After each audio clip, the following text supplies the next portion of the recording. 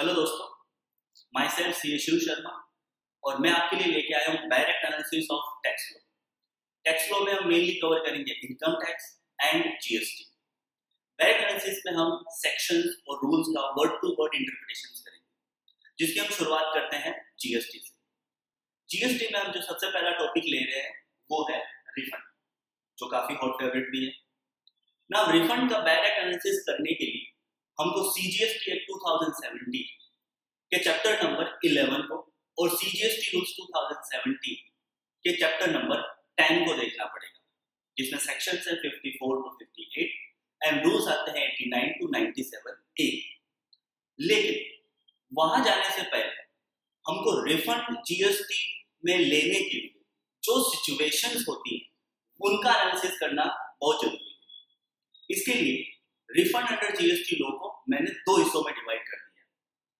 First है situation authorising refunds.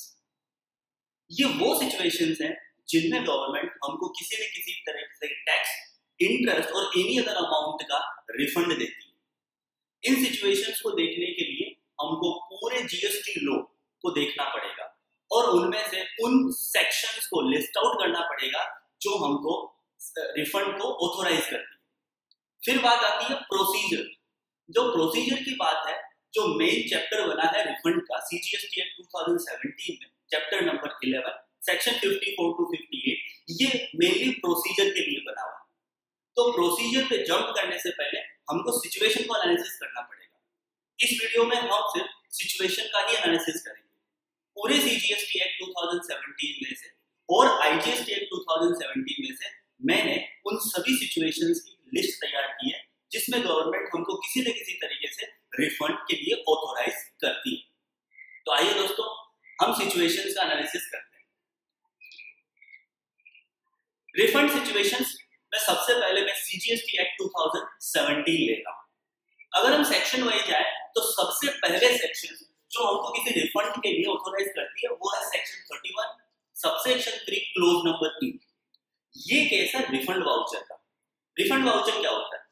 मान लीजिए कि मैंने किसी गुड्स के सप्लाई का कॉन्ट्रैक्ट किया, सामने वाले ने मुझे एडवांस पेमेंट किया, तो मैंने उसे रिसिप्ट वाउचर इशू किया। हो सकता है इस पेमेंट के कलेक्शन पर मैंने गवर्नमेंट को जीएसटी दे दिया। अब बाद में मान लीजिए कि सप्लाई कैंसिल हो जाती है, किसी तरह का कोई इनवॉइस इश्यू नहीं किया जाता है। इस केस में मुझे वो सारा पैसा उसको वापस देना पड़ेगा और एक रिफंड वाउचर इशू करना पड़ेगा। इट मींस किसी तरह की कोई सप्लाई हुई नहीं, बट गवर्नमेंट को मैंने अर्लियर इसमें जीएसटी पेमेंट कर दिया। अब क्योंकि मैंने अर्लियर पेमेंट कर दिया है, ऐसा कोई सप्लाई हुआ नहीं है, तो मुझे ये पैसा रिफंड के तौर पे मिल जाता है और मैं ऑथोराइज बन जाता हूँ। ये सिचुएशन कवर्ड है सेक्शन 31 सबसेक्शन 3 क्लोज नंबर ई के हिसाब से। दूसरी सिचुएशन जो कवर होती है सेक्शन 42 सबसेक्शन 9 के साथ। ये रिफंड एक इंटरेस्ट का रिफंड है।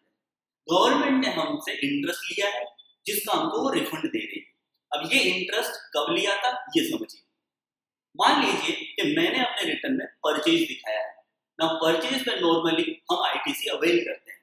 मैंने परचेज पे आईटीसी अवेल किया, बट सेम परचेज को सप्लायर ने सप्लाई नहीं दिखाया ना। इन दिस केस मुझे प्रोविजनली आईटीसी अलाउड कर दिया जाता है, but later on after some time मुझे वो अपना आईटीसी परचेज रिवर्स करना पड़ेगा क्योंकि सप्लायर उसको अपनी सप्लाई नहीं बताएगा। जब मैं ये आईटीसी रिवर्स करता हूं तो गवर्नमेंट मुझसे इंटरेस्ट चार्ज कर लेती है। अब after reversing that ITC, supplier ने एक फिक्स टाइम के अंदर अगर उसे अपनी सप्लाई मान लिया है तो मुझे ये आईटीसी वापस से अवेल कर दी जाती है। अब जैसे ही मुझे आईटीसी वापस से मिली, जो इंटरेस्ट मैंने रिवर्सल के टाइम पे मिसमैचिंग के कॉन्सेप्ट पे दे दिया था वो मुझे वापस मिल जाता है। तो ये इंटरेस्ट का रिफंड ऑथोराइज करती है सेक्शन 42 सबसेक्शन 9। तीसरी सेक्शन जो मुझे रिफंड के लिए ऑथोराइज करती है वो है 43 सबसेक्शन 9। ये भी मुझे इंटरेस्ट का रिफंड करती है। ये इंटरेस्ट मैंने पेमेंट कब किया था? मान लीजिए मैंने सेल्स रिटर्न दिखाया। सेल्स रिटर्न दिखाने से मेरी जीएसटी की लायबिलिटी उस मंथ के रिटर्न में कम हो जाती है, बट सेम चीज को सामने वाला व्यक्ति परचेज रिटर्न दिखाना जरूरी है। उसने नहीं दिखाया, मुझे एक निश्चित टाइम के बाद ये क्रेडिट जो सेल्स रिटर्न मैंने दिखाया उसको रिवर्स करना पड़ेगा। ना इस रिवर्स के लिए मुझे इंटरेस्ट भी पे करना पड़ेगा। अब मैंने ये इंटरेस्ट पे कर दिया क्योंकि मेरा सेल्स रिटर्न एक तरीके से कैंसिल कर दिया गया, बट लेटर ऑन एक फिक्स टाइम के बाद जो सेक्शन 43 में दे रखा है उसमें अगर बायर उसको परचेज रिटर्न बता देता है तो इन दैट केस मुझे ये जो इंटरेस्ट दिया गया था, मुझे ये इंटरेस्ट जो देना पड़ा था गवर्नमेंट को, ये मुझे वापस मिल जाता है। ये दोनों ही सेक्शन अगर हम देखें तो अभी ऑपरेटिव नहीं है क्योंकि मैचिंग कॉन्सेप्ट आईटीसी में अभी भी इंट्रोड्यूस नहीं हुआ है, क्योंकि GSTR2 अभी इंट्रोड्यूस नहीं किया गया है। तो ये दोनों ही रिफंड अभी फिलहाल नहीं दिए जा रहे हैं। जैसे ही ये मैचिंग कॉन्सेप्ट चालू हो जाएगा ये ऑटोमेटिकली आपका रिफंड बन जाएगा इंटरेस्ट का। चौथी जो सिचुएशन है वो है सेक्शन 49 सबसेक्शन 6 की। यहाँ हम रिफंड के लिए ऑथोराइज बन जाते हैं जब हमारे इलेक्ट्रॉनिक क्रेडिट लेजर और इलेक्ट्रॉनिक कैश लेजर में अमाउंट अनयूटिलाइज रह जाए। इलेक्ट्रॉनिक कैश लेजर और क्रेडिट लेजर में अनयूटिलाइज अमाउंट का रिफंड हम कैसे ले सकते हैं, इसकी डिटेलिंग प्रोसीजर पार्ट में दी गई, जिसको हम आगे देखेंगे। नेक्स्ट सिचुएशन की हम बात करें तो वो है सेक्शन 51 सबसेक्शन 8। जीएसटी के अंदर भी टीडीएस का प्रावधान किया गया है। टीडीएस अमाउंट कुछ व्यक्तियों को डिडक्ट करना पड़ता है, जैसे इनकम टैक्स पे टीडीएस का कॉन्सेप्ट है, वैसे डिडक्ट करना पड़ता है, गवर्नमेंट को पे करना पड़ता है। ये लायबिलिटी कुछ ही लोगों पे दी गई है।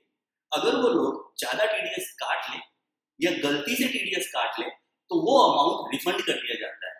अब वो अमाउंट दो जनों को रिफंड किया जाता है, दैट इज डिडक्टर और in some case deductive. Next situation में आते हैं तो सेक्शन 55 पे आ जाते हैं।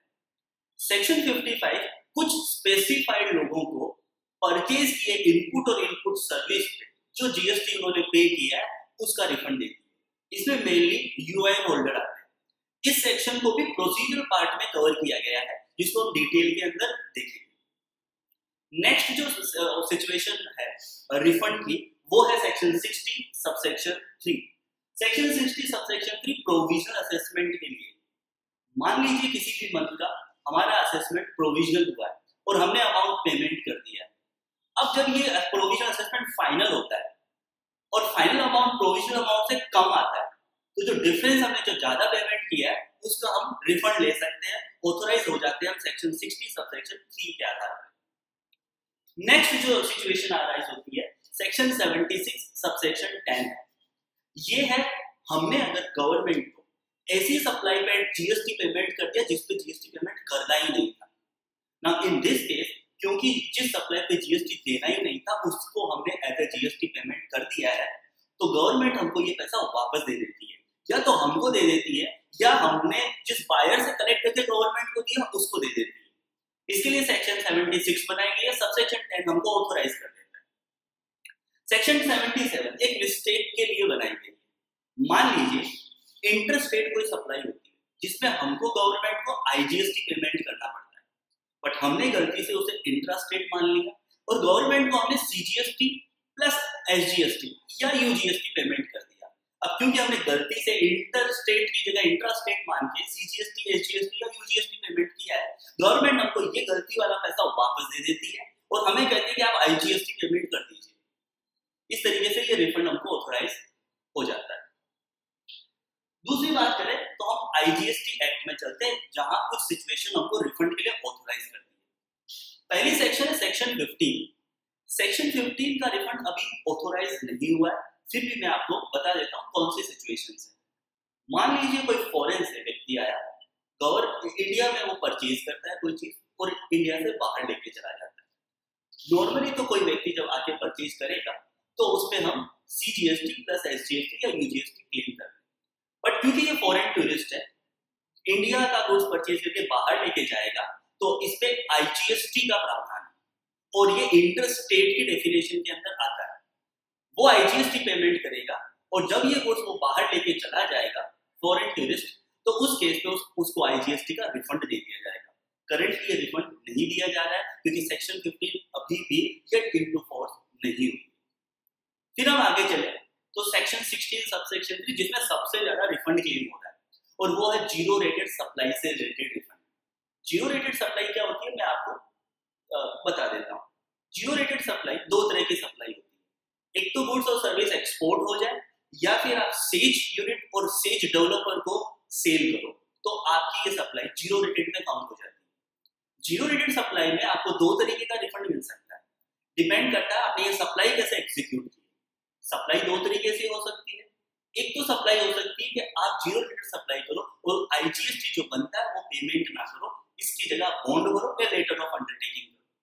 अगर आप लेटर ऑफ अंडरटेकिंग और बॉन्ड के साथ जीरो रेटेड सप्लाई करते हैं तो आपको IGST पेमेंट नहीं करना पड़ता है, बट आपने सप्लाई के लिए जो भी इनपुट और इनपुट सर्विस काम में लिए हैं उन पे जो भी GST पेमेंट किया है उसका रिफंड मिल जाता है। इसे बोलते हैं refund of unutilised ITC। Second जो रिफंड क्लेम किया जाता है वो उस सिचुएशन में आता है जिसमें हम जीरो रेटेड सप्लाई पे IGST पे करते हैं, IGST पे करते हैं फिर जीरो रेटेड सप्लाई करते हैं। जीरो रेटेड सप्लाई करने के बाद यही IGST हमको रिफंड के तौर पे मिल जाता है। ये है सेक्शन 16 सबसेक्शन 3। नेक्स्ट सेक्शन आती है सेक्शन 19 IGST एक्ट की, जो हमको रिफंड देती है। इसमें हमने पेमेंट कर दिया है IGST किसी भी सप्लाई को इंटरस्टेट मानते हुए, जबकि वो सप्लाई होती है इंट्रास्टेट ना। इस केस में गलती से हमने IGST पेमेंट कर दिया, जबकि हमको देना था CGST प्लस SGST या UGST। तो जो गलती से हमने IGST दे दिया उसका हमको रिफंड मिल जाता है और जो हमको देना था वो हमको देना पड़ता है। तो ये सिचुएशन स्पेसिफिक सिचुएशन है जो CGST एक्ट में है और IGST एक्ट में है, जिसमें हमको रिफंड ऑथोराइज होता है। इनके अलावा भी रिफंड की कुछ situation out of the act जाके हम एनालिसिस कर सकते हैं, जिसके अंदर सबसे पहले है जजमेंट।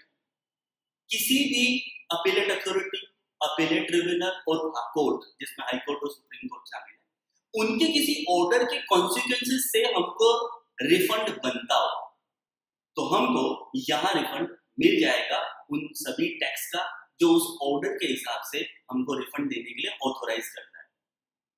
दूसरा केस आता है डीम्ड एक्सपोर्ट का। सेक्शन 147 ऑफ CGST 2017 डील करती है डीम्ड एक्सपोर्ट। डीम्ड एक्सपोर्ट वो सिचुएशन है जिसके अंदर गुड्स इंडिया से बाहर नहीं जाता है, फिर भी उस सेल को डीम्ड एक्सपोर्ट मान लिया जाता है ना। इस केस में भी आपको रिफंड मिल जाता है जो आपने सप्लाई पे पेमेंट किया। लास्ट जो सिचुएशन स्पेसिफिक है वो है कैजुअल टैक्सेबल पर्सन और नॉन रेसिडेंट टैक्सेबल पर्सन के लिए।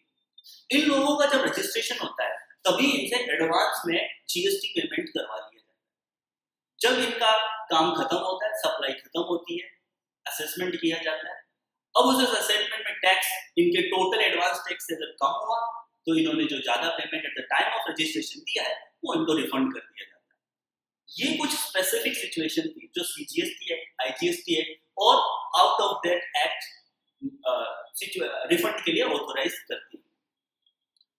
अब हम इससे आगे चलें, उससे पहले मैं आपको ये बता दूं कि ये जो सिचुएशंस मैंने डील की है इनमें सेक्शन जो नंबर आया उनका मैंने वर्ड टू वर्ड एनालिसिस यहाँ नहीं किया है।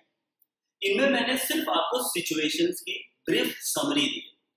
हर एक सेक्शंस को डिटेल में मैं अलग वीडियो में डालूंगा जब भी वो चैप्टर का एनालिसिस किया जाएगा, क्योंकि अभी हमारा कॉन्सेंट्रेट सिर्फ रिफंड के ऊपर है, इसलिए मैंने सिचुएशंस को जस्ट आपके सामने समरी के तौर पे प्रेजेंट किया है। अब हम आगे चलते हैं। तो सेकंड पार्ट स्टार्ट होता है रिफंड का। वैसे ये मैं अगले वीडियोस में कवर करने वाला हूँ, बट आपको इसकी समरी दे देता हूँ। जब हम रिफंड अंडर GST की बात करते हैं तो नॉर्मली हम पढ़ना यही से स्टार्ट करते हैं जो रिफंड का चैप्टर बनाया गया, बट क्योंकि हमने सिचुएशंस को भी एनालिसिस कर लिया है, जिन सिचुएशन में हमको रिफंड मिल जाता है तो ये एनालिसिस हमारे लिए इजी बन जाएगा।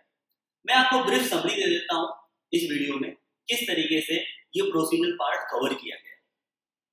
सबसे पहले चैप्टर 11 में सेक्शन 54 है जो रिफंड का मेन प्रोसीजर सेक्शन। इस सेक्शन के साथ रूल्स भी अटैच है, रूल नंबर 89 से लेके 94, देन 96 एंड 96A, जिनको हम इस सेक्शन के साथ देखेंगे। उसके बाद आती है सेक्शन 55। वैसे मैं बता दूं सेक्शन 55 कोई प्रोसीजरल सेक्शन नहीं है, ये अगेन वो सेक्शन है जो आपको एक सिचुएशन में रिफंड को ऑथोराइज करती है, बट ये इस चैप्टर में लिखी गई है तो हम इसको डिटेल में वीडियोस में देख लेंगे सेक्शन रूल नंबर 95 के साथ। जब हमको रिफंड मिलता है उसको देरी हो जाती है देने में तो इसके साथ इंटरेस्ट भी आता है सेक्शन 56 का। इसके अलावा 2 सेक्शन है, कंज्यूमर वेलफेयर फंड और यूटिलाइजेशन ऑफ फंड से रिलेटेड रूल है 97 एंड 97A, जो हम देखेंगे नेक्स्ट वीडियोस के। आई होप आपको इस वीडियो से आपका नॉलेज एनहांस हुआ हो। अगले वीडियोस का नोटिफिकेशन पाने के लिए आप मेरे चैनल को सब्सक्राइब कर सकते हैं। Thank you.